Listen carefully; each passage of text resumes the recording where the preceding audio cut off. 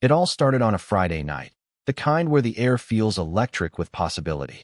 I'd been invited to a small gathering at my friend Mia's place. Nothing too wild, just a dozen or so people lounging on mismatched furniture, sharing stories over the gentle hum of indie music.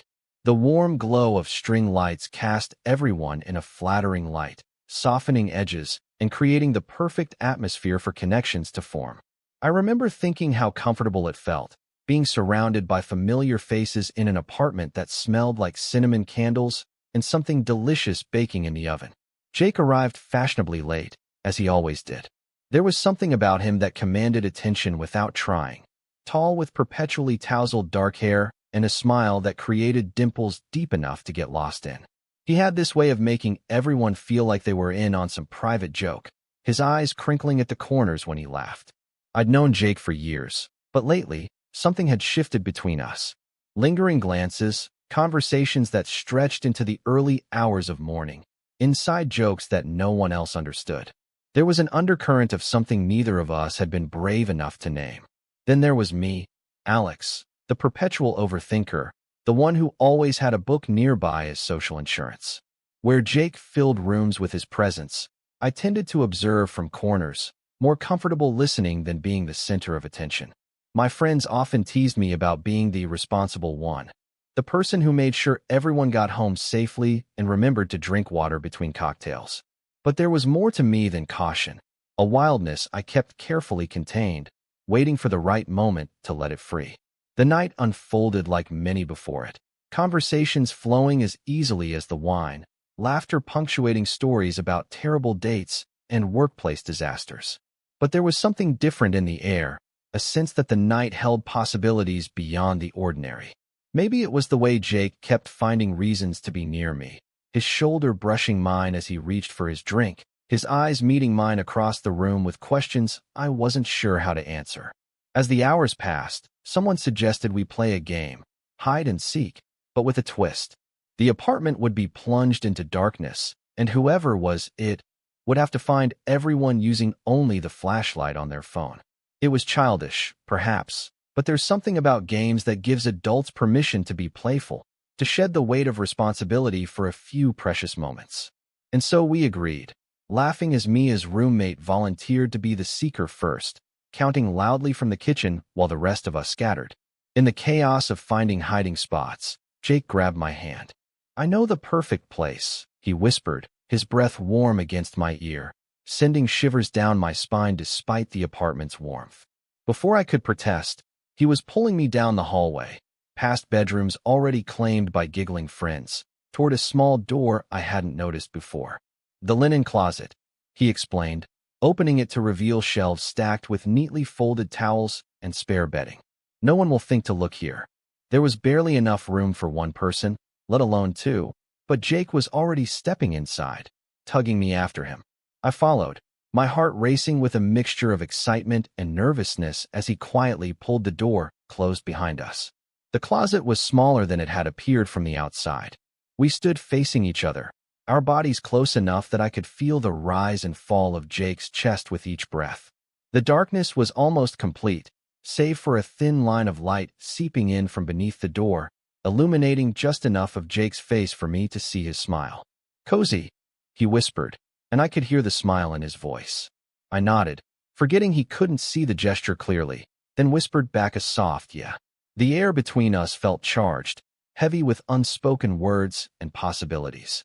Outside, we could hear the seeker finishing their count, followed by the sound of footsteps and muffled laughter as the game began in earnest. Jake shifted slightly, trying to make more room, but the movement only brought us closer together. His hand brushed against mine, and neither of us pulled away. "Sorry," he murmured, but made no attempt to create distance between us. I found myself holding my breath, hyper-aware of every point where our bodies connected, shoulders, hands, occasionally knees as we adjusted our positions in the tight space. Then came the moment that would change everything. As we heard footsteps approaching in the hallway, Jake leaned down, his lips close to my ear. "Be quiet," he whispered, his voice lower than before, sending a shiver through me that had nothing to do with fear of being found. "And come closer." His hand found mine in the darkness, fingers intertwining with an intentionality that couldn't be mistaken for accident. Time seemed to slow down in that moment. The footsteps passed by our hiding spot without pausing, but neither of us moved to create distance. Instead, I found myself leaning into him, drawn by something stronger than gravity. The scent of his cologne, sandalwood and something citrusy, filled my senses, familiar yet somehow new in this context. "Alex," he said softly, my name sounding different on his lips in the darkness of the closet. "I've been wanting to talk to you about something." There was a vulnerability in his voice I'd rarely heard before, a crack in the confident facade he usually maintained. "What is it?" I asked, my voice barely audible even in the confined space. My heart was pounding so loudly I was certain he could hear it, a drumbeat betraying my outward calm. Jake took a deep breath, and I felt his chest expand against mine. "I don't know how to say this without potentially messing everything up," he began, hesitation evident in each carefully chosen word. "But I've been feeling something different between us lately. Tell me I'm not imagining it." The directness of his question caught me off guard. In the safety of darkness, it was easier to be honest, to let down the walls I'd carefully constructed. "You're not imagining it," I admitted, the words both terrifying and liberating as they left my lips. I felt it too. A beat of silence followed my confession, filled with the weight of possibility.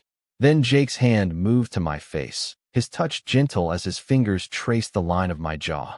"I've been thinking about this, about us, for months," he confessed. "Every time we hang out, every conversation, every stupid joke that makes you laugh, I find myself wanting more. Let me explain why this matters. These moments of vulnerability, these admissions of feelings long held secret, they're the bridges we build between our isolated selves. They're terrifying because they require us to step out onto them without knowing if they'll hold our weight, if the other person will meet us halfway. But without these moments, we remain islands, surrounded by people, but fundamentally alone." Outside the closet, the game continued. We could hear exclamations as people were found, laughter echoing through the apartment. But in our small sanctuary, a different kind of discovery was taking place. The world had narrowed to just the two of us, everything else fading into background noise. "I've been afraid," I admitted, finding courage in the darkness. "Afraid of ruining our friendship, afraid of what it might mean to want something more. You're so important to me, Jake. The thought of losing you if things went wrong." "I know," he said, his thumb brushing across my cheek in a gesture so tender it made my breath catch. "I've had the same fears. But lately, I've been more afraid of never knowing what we could be. Of looking back years from now and wondering what might have happened if one of us had been brave enough to say something." As if to punctuate his words, we heard a sudden commotion outside. Someone had been found in a particularly clever hiding spot, judging by the exclamations. The noise made us both jump slightly, and in the process, Jake's hand accidentally hit the door handle. He tried to open it, thinking perhaps we should rejoin the game, but the handle wouldn't budge. "Oh," he said, the seriousness of our conversation momentarily forgotten as he jiggled the handle with more force. "I think we might be stuck." "What?" I couldn't keep the alarm from my voice. "Let me try." I reached around him, our bodies pressing even closer together as I grasped the handle and pulled. Nothing happened. "Maybe it's just jammed," I suggested, trying again with more force. Jake chuckled softly, the sound vibrating through his chest against mine. "Well, if I had to get stuck in a linen closet with anyone, I'm glad it's you." There was a lightness in his tone, but underneath it, a sincerity that made my heart skip. We tried the handle a few more times, alternating between gentle coaxing and more forceful attempts, but the door remained stubbornly closed. After a few minutes, we accepted our fate, at least temporarily. Someone would eventually notice we were missing and come looking, or we'd hear people nearby and call for help. "So," Jake said, settling back against the shelves and drawing me with him, creating a slightly more comfortable position in our confined space. "Where were we before we discovered our predicament?" The playfulness in his voice helped ease the tension, reminding me that beneath the newfound attraction and serious confessions, this was still Jake, my friend, the person who knew exactly how to make me laugh when I was taking life too seriously. "I believe," I said, finding my own courage, "we were discussing the possibility of being more than friends." "Ah, yes," he replied, and I could hear the smile in his voice. A very important topic. His hand found mine again in the darkness, fingers intertwining. For the record, I think we'd be amazing together. We already know each other's worst habits and most embarrassing stories, and somehow I still find you incredibly attractive. I laughed, grateful for his ability to blend sincerity with humor. Is that supposed to be a selling point? Date me because I've already seen you at your worst? Absolutely, he said without hesitation. It means everything from here is just bonus content. No nasty surprises 6 months in when you discover I'm incapable of loading a dishwasher correctly or that I talk during movies. I already know you talk during movies, I pointed out. You've been shushed in every theater in the city. See? Informed consent. You know what you're getting into. Our laughter mingled in the small space, and I was struck by how easy this felt, how natural.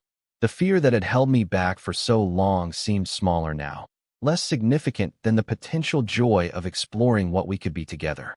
In the quiet that followed, Jake's thumb traced gentle patterns on the back of my hand. Can I ask you something? His voice had lost its teasing edge, returning to the vulnerability of earlier. Anything, I said, meaning it completely. How long have you felt this way? About us, I mean. I considered the question, wanting to give him an honest answer. I'm not sure there was one specific moment, I finally said. It was more like a gradual realization. Remember that night at the pier last summer, when we stayed talking until sunrise? I think that was when I first admitted it to myself, though I probably felt it before then. Jake was quiet for a moment, absorbing my words. For me, it was New Year's Eve, he eventually said. You were wearing that silver sweater that catches the light, and at midnight, when everyone was kissing their dates, you just smiled at me and said, "Here's to another year of adventures."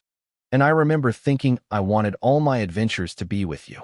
The intimacy of his confession wrapped around me like a blanket, warm and comforting. Outside our closet, we could hear the game winding down, voices gathering in what was probably the living room. Soon, someone would notice our absence. Jake, I said softly, gathering my courage. Before we get rescued and have to face reality again, I want you to know I'm not afraid anymore.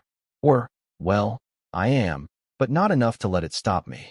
In the dim light, I could just make out his smile, the one that had always made my heart beat a little faster. Good, he said, his voice low. Because I'd really like to kiss you now, if that's okay. Time seemed to suspend as he leaned in, closing the already small distance between us. The first touch of his lips against mine was gentle, questioning, giving me every opportunity to pull away. But pulling away was the furthest thing from my mind as I responded, my hands finding their way to his shoulders, drawing him closer. The kiss deepened, months of unspoken longing pouring into this one perfect moment. His hands cradled my face with such tenderness, as if I were something precious he feared might break. In the darkness of the closet, with the scent of clean linen surrounding us and the distant sounds of our friends' laughter providing a soundtrack, everything changed and rearranged itself into something new and wonderful. When we finally broke apart, both slightly breathless, Jake rested his forehead against mine. Wow, he whispered, and I could hear the smile in his voice. That was worth waiting for, I suggested, my own smile spreading uncontrollably. Definitely, he agreed, pressing another quick kiss to my lips as if to confirm his assessment. Though I'm kicking myself for not doing that months ago. Just then, a voice called out from the hallway. Mia, asking if anyone had seen us. Jake and I exchanged a look, silent communication passing between us before he called back. We're stuck in the linen closet. The doors jam. There was a pause, then the sound of multiple footsteps hurrying down the hall, followed by barely suppressed laughter. The linen closet? Mia's voice was thick with amusement. Both of you? How did you even fit in there? Very carefully. Jake called back, winking at me in the darkness. Any chance you could help us out? It's getting a bit warm in here. His eyes never left mine as he spoke, a private joke passing between us. More laughter from the other side of the door, then the sound of the handle being jiggled. It's really stuck, Mia said. Hold on, let me get something to pry it open. As we waited for rescue, Jake's arms wrapped around me, holding me close in our tiny sanctuary. Just so we're clear, he murmured against my hair. When we get out of here, I'd like to take you on a proper date. Dinner, maybe a walk by the water afterward. The whole romantic package. I'd like that, I said, nestling closer into his embrace. Though I have to say, as far as first kisses go, getting stuck in a linen closet makes for a pretty memorable story. Jake laughed softly, always looking for the silver lining. It's one of the things I love about you. The casual use of the word love hung between us, neither of us addressing it directly, but both aware of its weight, its potential. There would be time for those conversations later, I thought. Time to explore all the facets of what we could be to each other. A few minutes later, with the help of a butter knife and some determined jiggling, the door finally swung open. We blinked in the sudden light, faced with a small crowd of our friends, all wearing knowing smiles. Well, said Mia's roommate, taking in our rumpled appearance and still joined hands. Looks like hide and seek was more productive for some than others. Jake's hand squeezed mine reassuringly as we stepped out of the closet together, facing the good-natured teasing with matching smiles. There was no point denying what had happened, not that I wanted to. The secret was out, not just to our friends, but to ourselves as well. No more hiding, no more pretending the connection between us was simply friendship. The rest of the evening passed in a blur of congratulations, exaggerated retellings of our rescue, and moments when Jake and I would catch each other's eyes across the room, sharing private smiles that spoke volumes. It was strange how everything felt both dramatically different and exactly the same. Our friends were still our friends, the apartment still smelled like cinnamon, music still played softly in the background. But something fundamental had shifted, a new reality taking shape around us. As the night wound down and people began to leave, Jake and I found ourselves on Mia's balcony, overlooking the city lights. His arm was around my shoulders, my head resting against him as if it had always belonged there. "So," he said, breaking a comfortable silence, "how are you feeling about all this? Any regrets about our closet adventure?" I tilted my head to look up at him, taking in the familiar features that somehow seemed new in this context. "Not a single one," I replied honestly, though I might develop claustrophobia if all our significant relationship moments happen in tiny, enclosed spaces. Jake laughed, the sound rumbling through his chest against my ear. "Noted. All future declarations of feelings will occur in wide open spaces. Perhaps a field, or the middle of the ocean." "The middle of the ocean might be excessive," I conceded with a smile. "But I appreciate your commitment to my comfort." He turned more serious then, his eyes searching mine. "I meant what I said in there, Alex. I want to do this right. You're too important to me to rush or mess this up." The sincerity in his voice touched something deep within me. This wasn't just attraction or the thrill of something new. This was Jake, my friend who had seen me at my best and worst, choosing to take this leap with me. "I want that too," I told him. "And for what it's worth, I think we've got a pretty solid foundation to build on." Jake smiled, pressing a kiss to my forehead. 8 years of friendship before the first kiss? Yeah, I'd say we're doing things in the right order. We stayed on that balcony until the early hours of the morning, talking about everything and nothing. Our fears, our hopes for what this relationship could be, silly memories from our years of friendship, and plans for the future that now seemed brighter with possibility. It was as if the closet had been a catalyst, breaking down the final barriers between us and allowing us to see each other completely. When we finally said goodnight, standing outside my apartment door, Jake's goodbye kiss was both a promise and a question. "Tomorrow," he asked simply. "Tomorrow," I confirmed, already looking forward to the next chapter of our story. Looking back now, I can't help but smile at how something as mundane as a jammed closet door changed the course of our lives.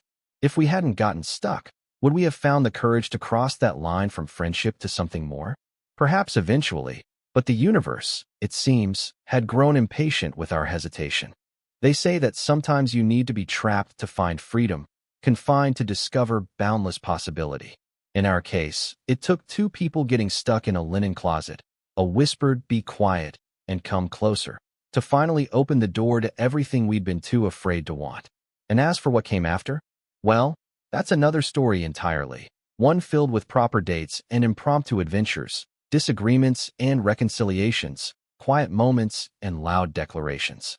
But it all began there, surrounded by clean sheets and whispered confessions, when we finally found the courage to step out of the safety of friendship and into the unknown territory of love. Sometimes I wonder if Mia knew what she was doing when she suggested hide and seek that night. if she had noticed the way Jake and I orbited each other and decided we needed a push. If so, I owe her more than she knows. Because in finding ourselves trapped together, we discovered something far more valuable than an escape. We found our way to each other. Total _char_count, 18,724.